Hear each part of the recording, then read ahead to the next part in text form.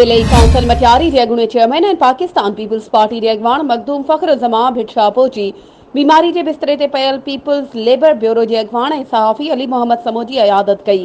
इन हवाले सां वधीक तफ़सील ॾियण लाइ असां सां लाइन ते मौजूद आहे मटियारी मां CN न्यूज़ जो रिपोर्टर फिदा हुसैन सोलंकी। जी फिदा हुसैन, कहिड़ा तफ़सील आहिनि अव्हां वटि?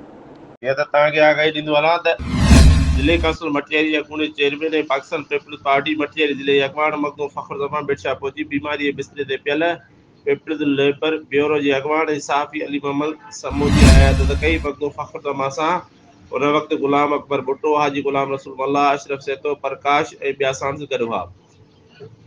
मखदूम फ़ख्र ज़मां बीमार सहाफ़ी अली मोहम्मद समूह खे हर मुमकिन मदद करण जो यकीन ॾियारियो। मखदूम फ़ख्र ज़मां नेशनल प्रेस क्लब भिटशा जे सहाफ़ियुनि राणा शमशाद, इम्तियाज़ अबड़ो, हुज़ूर बख्श मल्ला, सरवर बुलेदी, जमशेद कलोडे सां पुर मुलाक़ात कई। जी महिरबानी फिदा हुसैन तफ़सीलनि खां आगाह करण जे लाइ।